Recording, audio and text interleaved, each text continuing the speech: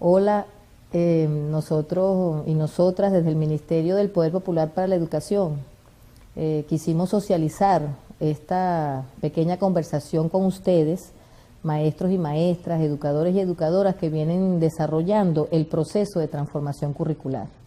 El proceso de transformación curricular en el país está dando ya sus frutos, puesto que, como hemos estado diciendo desde la producto de la Consulta Nacional por la Calidad Educativa, es un proceso impostergable. La educación que heredamos y que se ha estado transmitiendo de generación tras generación, digamos, concibe una cultura escolar que tenemos que ir superando progresivamente. No tiene que ser traumático, más bien tiene que ser un proceso bonito, un proceso consciente. Fíjense que después de estar acompañando y haciendo seguimiento al proceso de transformación curricular en todo el país, hemos visto cómo nuestras escuelas y liceos en todos los niveles y modalidades vienen haciendo sus grupos estables, vienen con diferentes áreas, el área de arte y patrimonio, con grupos estables de danza, de teatro, de estudiantinas, grupos de bailes, en el área de actividad física, deporte y recreación. Hemos visto cómo se han desplegado actividades deportivas en todo el país.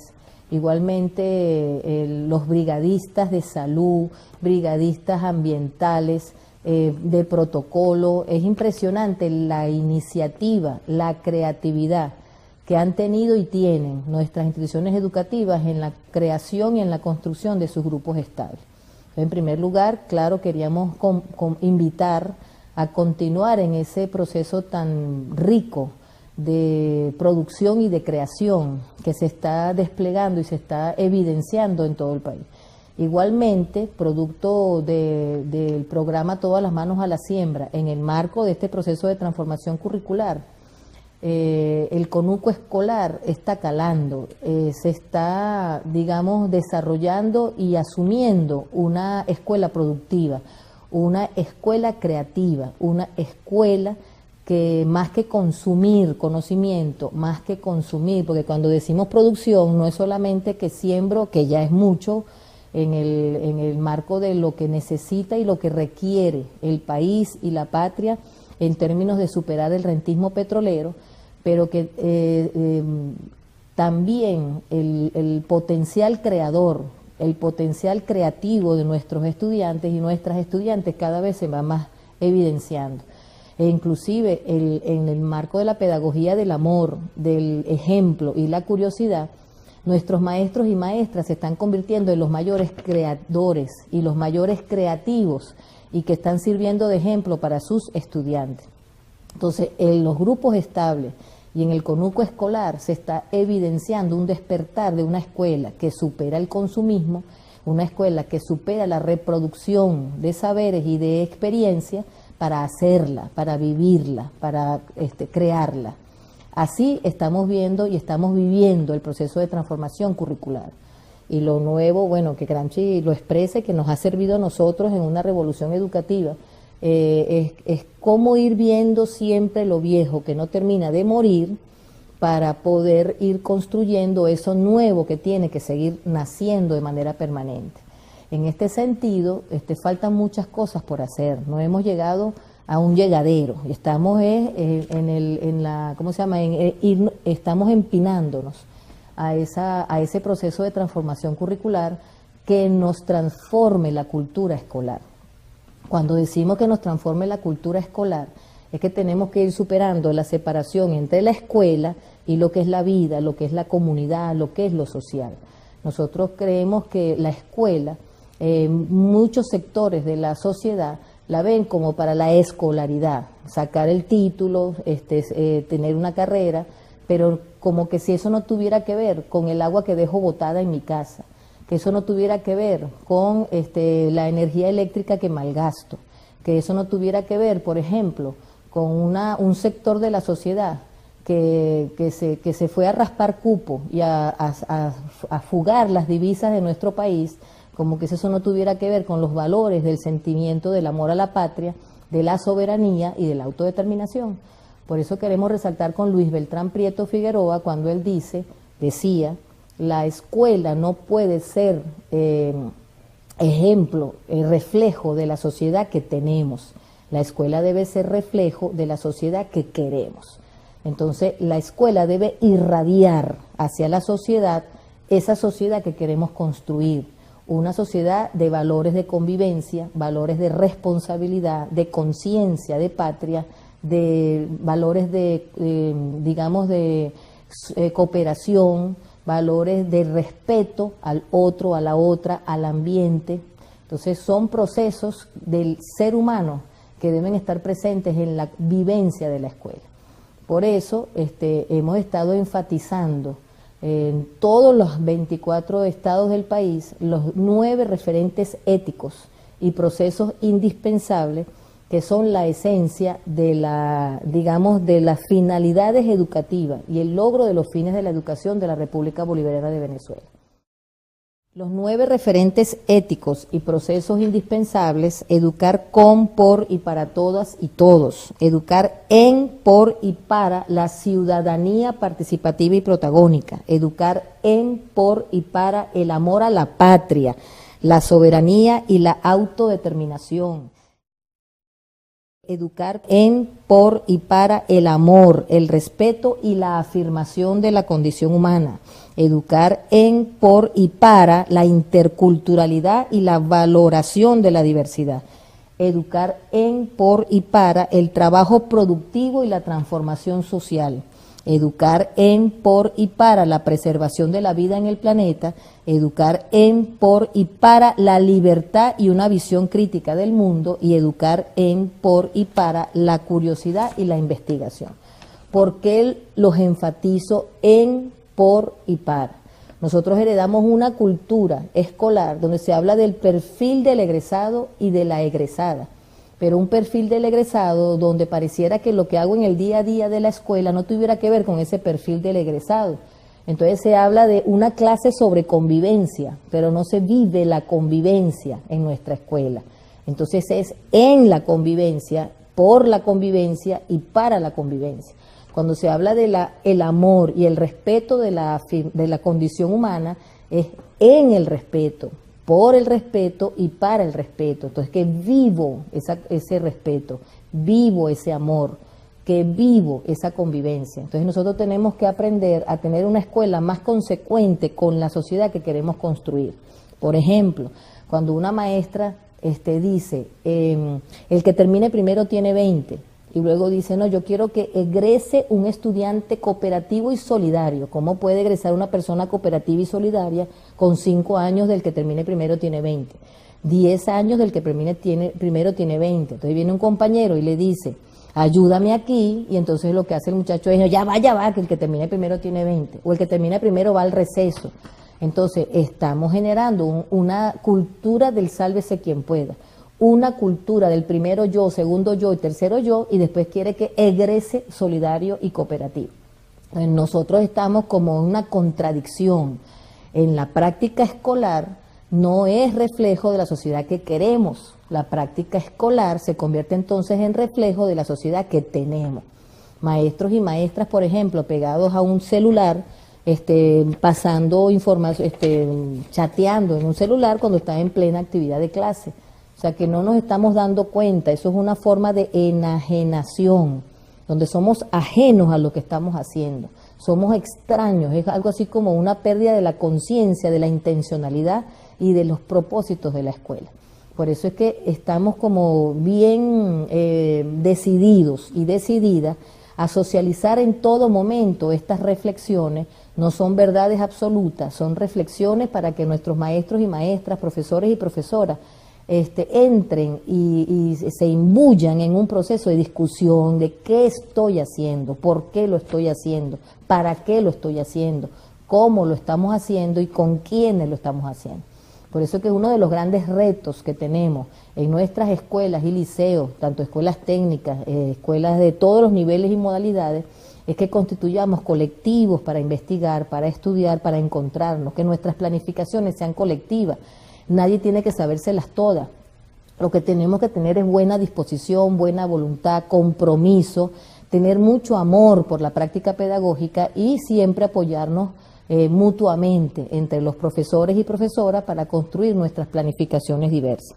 En este sentido, también entonces queríamos resaltar, bueno, por eso es que decimos que la escuela es un referente, inclusive en la manera como planifican, inclusive en la manera como se encuentra un directivo con sus docentes, cómo se encuentran sus docentes con su personal obrero y administrativo, cómo se encuentran los y las estudiantes con sus maestros y maestras, cómo se encuentran los maestros y maestras con su mamá y papá. O sea, es una práctica permanente, no es una, digamos, unas clases sobre cómo se encuentran, sino es encontrarse en la práctica, mesas de trabajo, mesas de planificación, jornadas, consejos y toda una cultura de trabajo colectivo. En el término de las áreas de formación, nosotros queríamos resaltar, creo que es la esencia de esta conversación para las jornadas de trabajo que estamos haciendo en cada una de las regiones, es que hemos hecho avances en los grupos estables, en el conuco escolar, en la formación sobre el proceso agroecológico, pero pareciera como que nada más entrar a un aula representa una práctica donde me convierto de nuevo en la vieja escuela.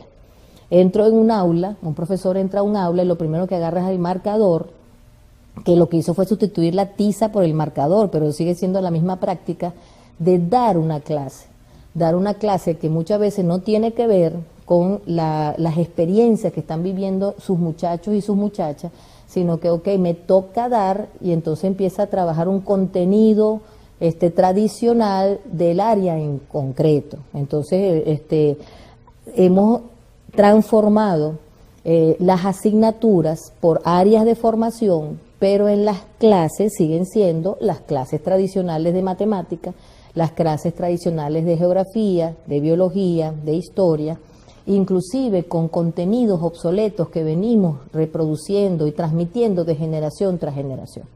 La primera invitación que vamos a hacer es que nuestros profesores y profesoras se hayan graduado en los 80, en los 90, en la primera década del siglo XXI, sigamos estudiando lo que en un pregrado una vez estudiamos, sigamos avanzando en actualizarnos, en trabajar en los nuevos contenidos y conocimientos y en la naturaleza del área de formación en que se están desenvolviendo. Eso es muy importante. Un buen profesor y una buena profesora debe caracterizarse por estar en permanente estudio del área que enseña y de cómo la enseña. Por eso es que somos pedagogos y somos pedagogas.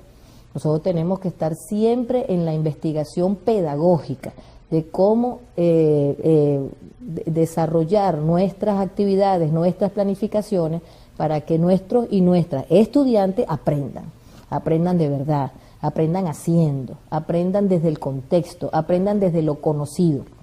Entonces, por ejemplo, si yo tengo en un salón de clase un grupo de estudiantes que forman parte de diferentes, estoy poniendo un ejemplo, de todo el abanico de posibilidades que puede hacer un profesor, más allá de agarrar un marcador y dar una clase tradicional.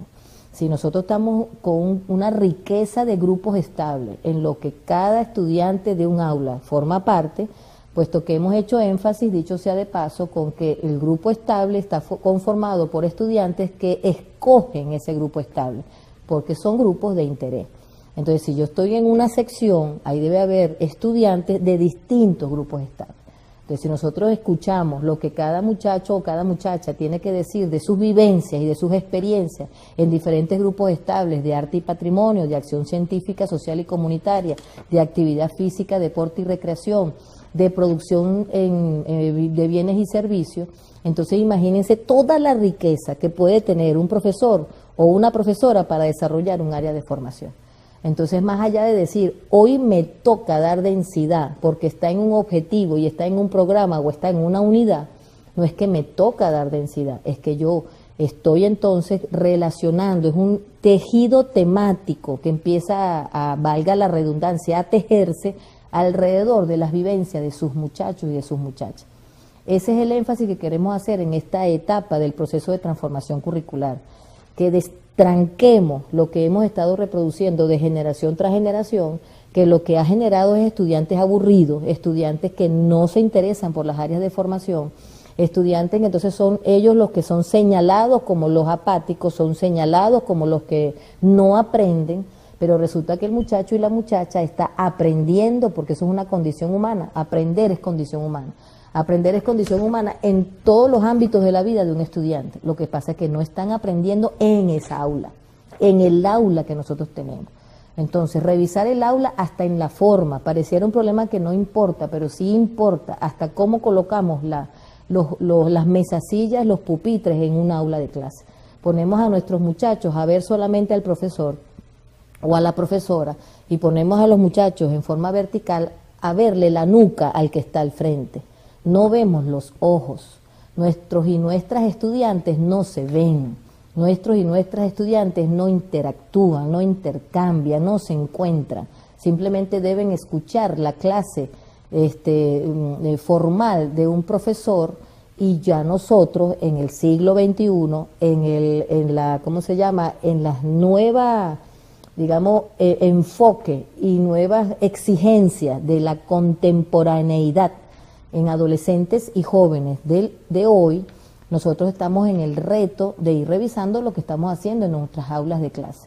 Y cuando un muchacho ya no nos quiere poner cuidado, cuando un muchacho está aburrido o está aburrida, entonces decimos, él es el que no está, él es el flojo, él es el apático, y nosotros y nosotras somos los que humildemente tenemos que ir revisando nuestra práctica. Y entonces, ¿cómo la relacionamos? A los grupos estables, al conuco escolar, a la casa, al hogar, a la comunidad, a la familia, a la región, a la nación, con aspectos de la vida política, económica, social, cultural y ambiental. Todos los ámbitos en los temas generadores que se están proponiendo, ese es el otro aspecto que queríamos desarrollar. Nosotros tenemos, propuesto una serie de unidades de aprendizaje. Esas unidades de aprendizaje tienen temas generadores que se derivan de 14 temas indispensables.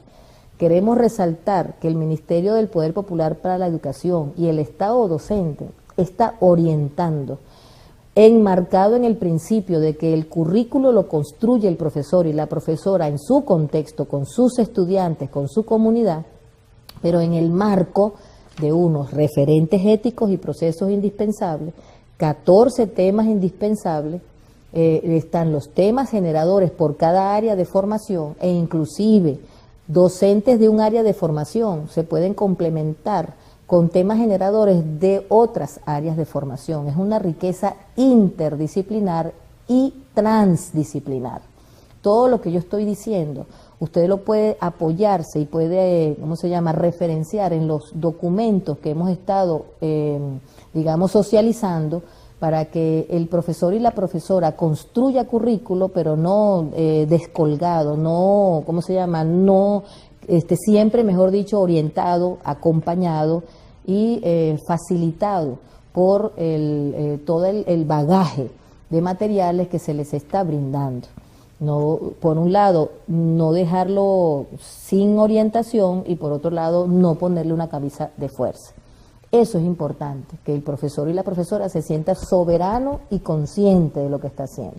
Si nosotros logramos que todas nuestras escuelas y liceos, que no haya un profesor que no conozca cuáles son los fines de la educación, que los profesores conozcan su área de formación y planifiquen en función de sus temas generadores, y que entonces le den sentido con mucha investigación, con mucha observación, con mucha contextualización a las vivencias de sus estudiantes en los distintos contextos.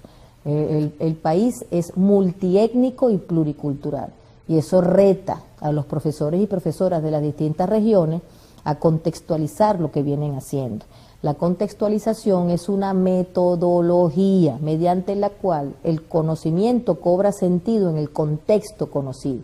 Por eso es que vamos de lo conocido a lo desconocido, desarrollando procesos y aprendiendo de verdad a verdad.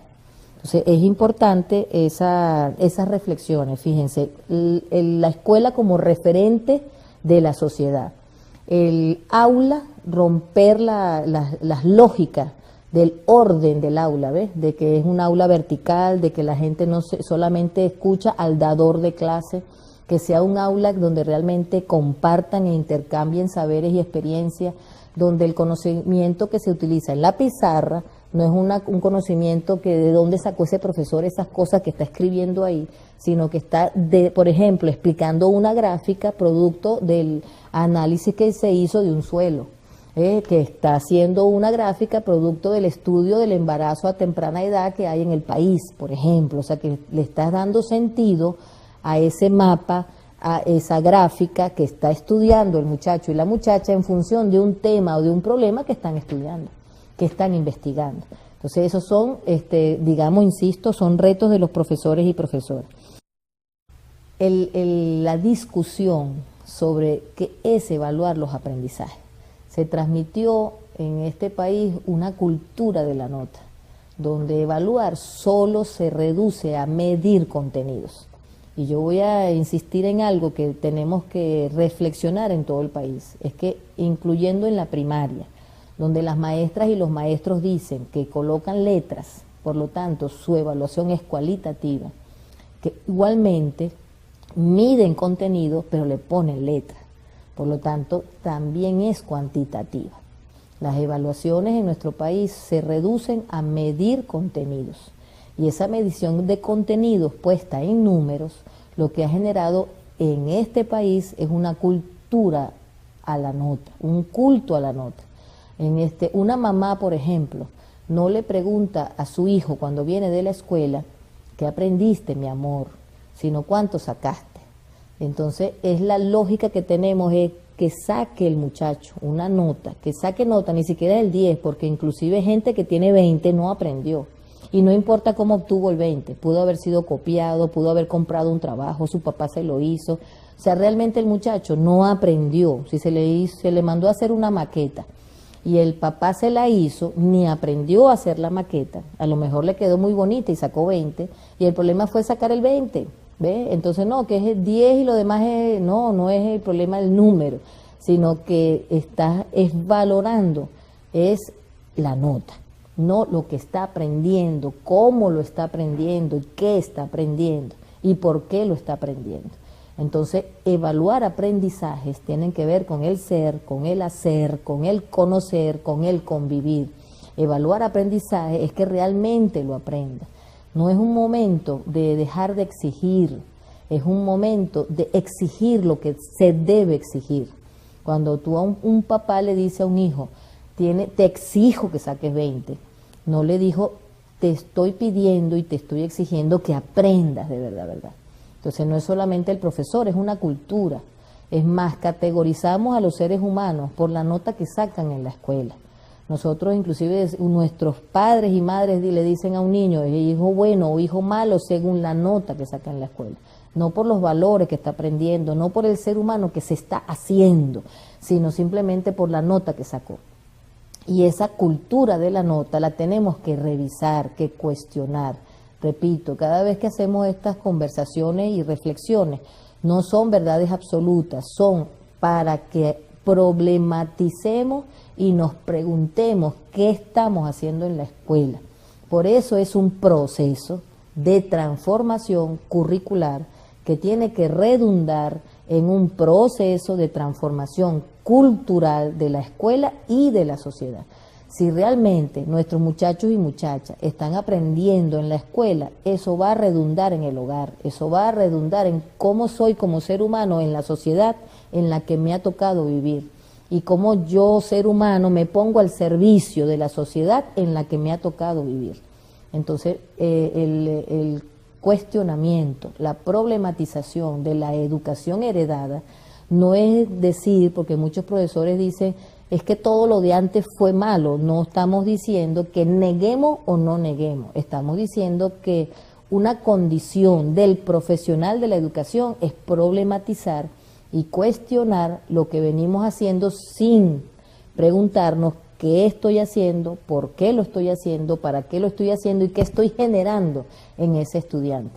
Estoy generando simplemente que sea un sacador de nota o estoy generando una persona, un ser humano que se está formando integralmente y que está consciente de lo que está aprendiendo y que realmente lo esté aprendiendo. Son retos que nos corresponden en este momento histórico y por eso es que estas jornadas que vamos a hacer, vamos a estar haciendo en todo el país, esta conversa sirva de punto de partida para hacer este tipo de discusiones, este tipo de problematizaciones y este tipo de cuestionamientos de nuestra práctica para mejorarla.